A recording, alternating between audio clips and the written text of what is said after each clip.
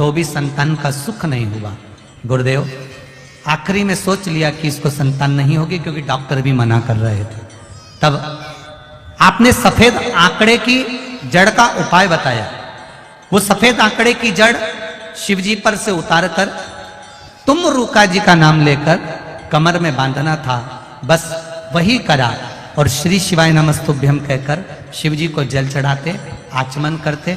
बाबा की कृपा से मेरी बेटी के घर, जिन डॉक्टरों ने मना कर दिया था, और बाबा की कृपा से उसके घर में बेटे का जन्म हुआ है। इसलिए मैं यहां प्रणाम करने आया। मैं निर्मला शंकरलाल दुबे, गांव राजोत, जिला धार, मध्य प्रदेश से हूं। गुरुदेव शंकर भगवान का क्या वर्णन करूं। 2019 में हम दोनों पति पत्नी को कोरोना हो गया, बाबा की कृपा से बचे हैं। गुरुदेव मेरी 4 बेटियां हैं। सबसे बड़ी बेटी की शादी को कई साल हो गए थे। हर साल सोचते थे कि इसको संतान हो जाएगी, संतान हो जाएगी। 6 साल निकल गए, 7 साल हो गए, संतान का सुख नहीं था। गुरुदेव सारे डॉक्टरों को दिखा लिया, सारा इलाज करवा लिया, तो भी संतान का सुख नहीं हुआ। गुरुदेव आखिरी में सोच लिया कि इसको संतान नहीं होगी, क्योंकि डॉक्टर भी मना कर रहे थे। तब आपने सफेद आंकड़े की जड़ का उपाय बताया। वो सफेद आंकड़े की जड़ शिवजी पर से उतारकर तुम रूका जी का नाम लेकर कमर में बांधना था, बस वही करा। और श्री शिवाय नमस्तुभ्यम कहकर शिवजी को जल चढ़ाते, आचमन करते। बाबा की कृपा से मेरी बेटी के घर, जिन डॉक्टरों ने मना कर दिया था, और बाबा की कृपा से उसके घर में बेटे का जन्म हुआ है। इसलिए मैं यहां प्रणाम करने आया। पंच पुष्प में से एक पुष्प पारिजात का फूल, जिसको हार श्रृंगार का फूल भी कहते हैं, जिसको शिडली का फूल भी कहते हैं। पारिजात, हार श्रृंगार। मैं निवेदन करूंगा आस्था चैनल से कि पारिजात का जो पुष्प है, उसका दर्शन भी आप सभी श्रोता भाई बहनों को टीवी के माध्यम से कराते जाओ। जितने लोग टीवी पर कथा सुन रहे हैं, जितने लोग फेसबुक यूट्यूब पर कथा सुन रहे हैं, वो भी इस पारिजात के फूल का दर्शन अवश्य करें। और एलईडियां लगी हुई हैं, उन पर भी आप आराम से पारिजात के फूल का दर्शन कर सकते हैं। पारिजात का पुष्प, हार श्रृंगार का फूल, ऊपर से सफेद, नीचे जो उसकी डंडी होती है वो थोड़ी नारंगी होती है, संतरे के कलर की होती है, नारंगी कलर। महाराज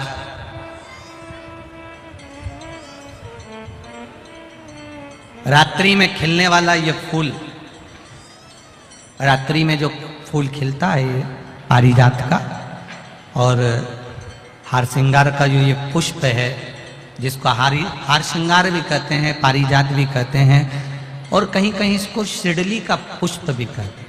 ऊपर से सफेद होता है, नीचे उसकी जो डंडी होती है वो नारंगी कलर की होती है। शिव कथा कर रही, शिव महापुराण का चरित्र कर रहा है। जिस समय पर संतान की प्राप्ति नहीं होती, या किसी कारणवश, किसी कारण से हमारे यहां वंश की वृद्धि नहीं होती, तब देवाधिदेव महादेव की आराधना पारिजात के फूल से करी जाती है। अब उस पुष्प को चढ़ाने का एक तरीका है, जरा ध्यान दीजिएगा। पंच पुष्प शिव महापुराण की कथा आप लोग सुनने के लिए बैठे हो, बड़ी आस लगाकर बैठे हो, उसको समझिएगा। पारिजात का जो फूल शिव जी को चढ़ता है, भगवान देवाधिदेव महादेव को चढ़ता है, जैसे ये शिवलिंग है, मान लो ये शंकर भगवान का शिवलिंग है, ये जलाधारी है, ये जल नीचे गिरने का स्थान। आप लोगों ने पहले कथा सुनी है ना सबने, आपको सबको मालूम होगा।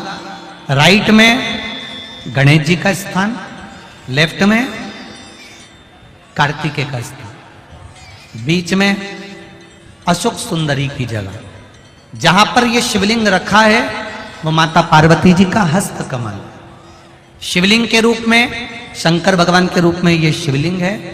ऊपर से जो एक एक बूंद जलाधारी नीचे गिरती है वो शंकर भगवान की 5 लड़कियां, जया, विषहरा, श्यामली बारी, दौतली और देव, ये शंकर जी की 5 बेटियां हैं।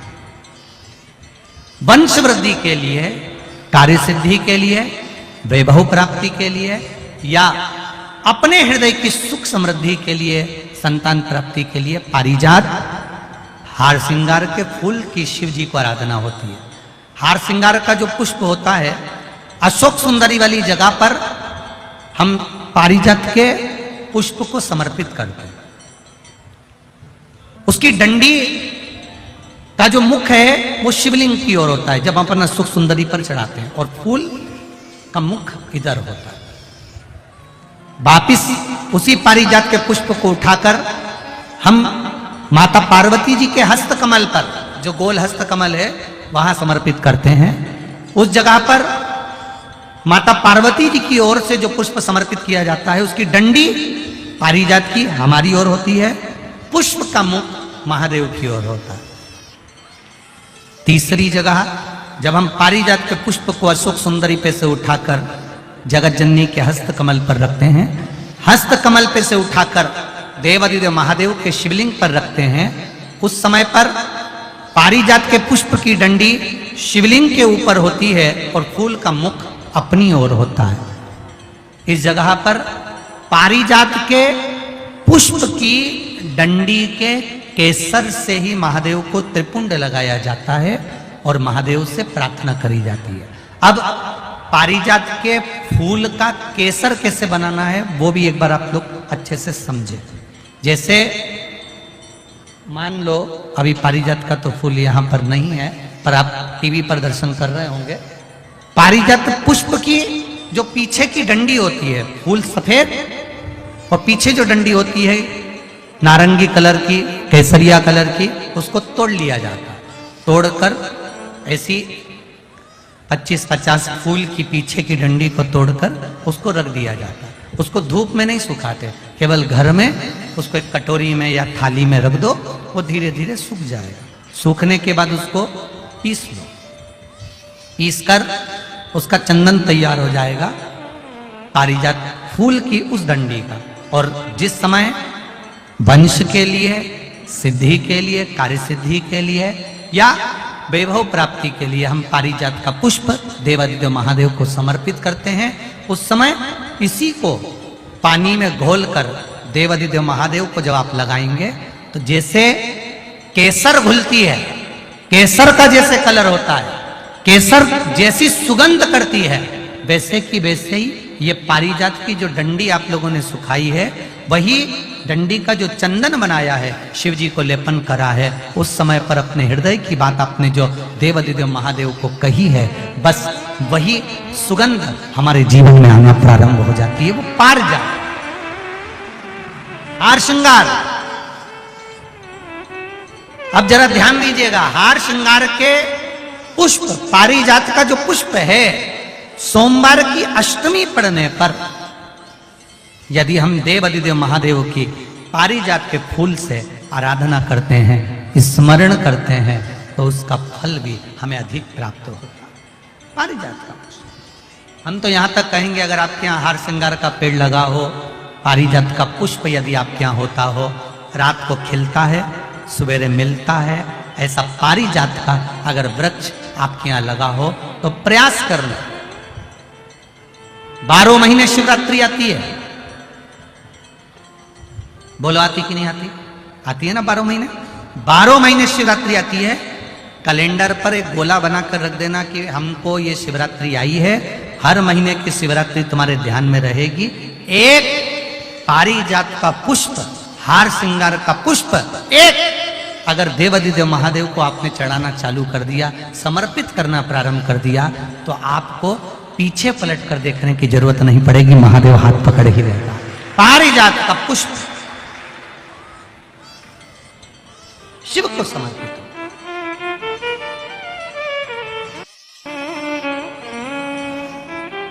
सफेद कलर का पुष्प है, आप टीवी पर दर्शन कर रहे होगे।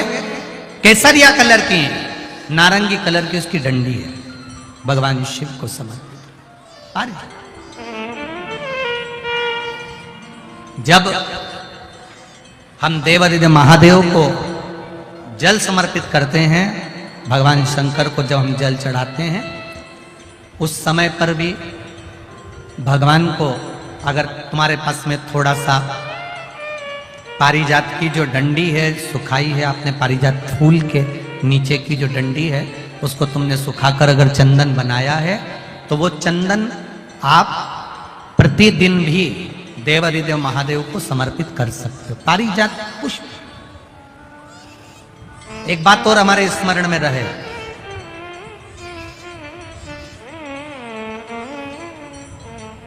भगवान शिव को जो ये 5 तरह के पुष्प समर्पित करे जाते हैं, इन पुष्पों की डंडी जो पीछे लगी होती है, इसको तोड़ा नहीं जाता शिव जी को चढ़ाते समय। इसका स्मरण आपको रहे।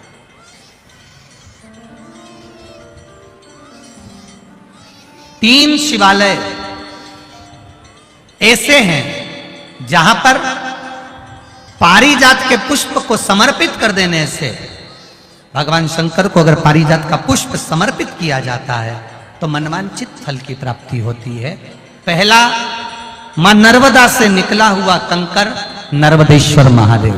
अगर कहीं नर्मदा जी के कंकर से शिवलिंग बना हुआ है तो मां नर्मदा के शिवलिंग पर पारिजात का पुष्प समर्पित होता है।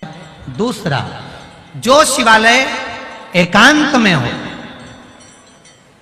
एकांतेश्वर महादेव जो एकांत में बैठे हो, भले ओटले पर बैठे हो, अकेले बैठे हो, एकांत में बैठे हो, वो एकांतेश्वर महादेव पर भी पारिजात का पुष्प समर्पित कर देने से, अगर कोई अदालत का कोर्ट केस होता है तो बाबा देवादिदेव महादेव का मात्र पारिजात पुष्प का स्मरण या उसको समर्पित कर देने से भी फल की प्राप्ति होती है।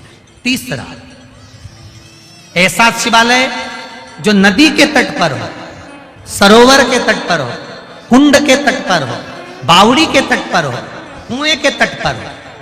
आप सब लोग तो ग्रामीण क्षेत्र के निवासी हैं और जितने लोग भी कथा सुन रहे हैं आस्था चैनल पर, फेसबुक, यूट्यूब पर, सबके स्मरण में होगा, पहले हमारे जो पूर्वज होते थे वो कुआं बावड़ी के पास में शंकर जी का शिवलिंग रख देते थे। ध्यान में होगा, जिसको स्मरण में होगा उसको मालूम होगा। शिवलिंग लाते थे और जहां कुआं होता था, बावड़ी होता था, तालाब होता था, नदी होती थी, उसके तट पर, उसके पास में शिवलिंग रख देते। कारण क्या है? किसी जलाशय, कुआं, बावड़ी, तालाब, नदी, सरोवर, इसके पास में जो शिवलिंग होता है, उस शिवलिंग को बहुत सिद्ध करने की जरूरत नहीं होती। स्वयं गंगा मैया उस कुंड बावड़ी के रूप में रहकर शिवलिंग को सिद्ध कर देती है और वहां स्वयं विराजमान हो जाती है महाराज। वहां पर भी यह हार श्रृंगार, पारिजात का पुष्प शिव को समर्पित किया जाए। 3 जगह ऐसी है जहां कभी मौका मिल जाए और तुम्हारे पास में पारिजात का फूल हो और कहीं तुम्हें मिल गया, तुमने आज्ञा ले ली, हम ये पुष्प ले लें क्या, और लेकर अगर आपने चढ़ाया है तो उसका फल जरूर मिलेगा। पारिजात, हार श्रृंगार का पुष्प। चंदन भी प्रयोग कर सकते हो उसका, चंदन। महाराज शिव पुराण कह रहे,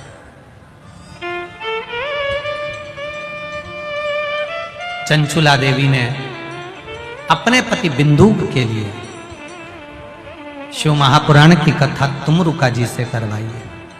और तुमरुका जी चंचुला देवी को जो कथा कहते हैं, देवादिदेव महादेव ईश्वर जी गोरा जी बनकर, गणा और गोर बनकर, गणगोर बनकर मेरे देवादिदेव महादेव माता पार्वती जी के साथ में शिव महापुराण के यजमान बनते हैं। 16 दिन भगवान शंकर को श्रृंगार में लगते हैं, 16 दिन माता पार्वती को श्रृंगार में लगते हैं। शिव जी को जो 16 दिन लगे वो 16 संस्कार हुए और माता पार्वती को जो 16 दिन लगे वो 16 श्रृंगार हुए। ये 16 दिन की गणगौर आज भी हमारे यहाँ पृथ्वी पर होती है। ईश्वर जी गोरा जी बनते हैं, गणा गोर बनते हैं। आज गणगौर का पर्व भी है पूरे भारत की भूमि पर। सभी सौभाग्यवती माताओं को गणगौर पर्व की बहुत बहुत बधाई।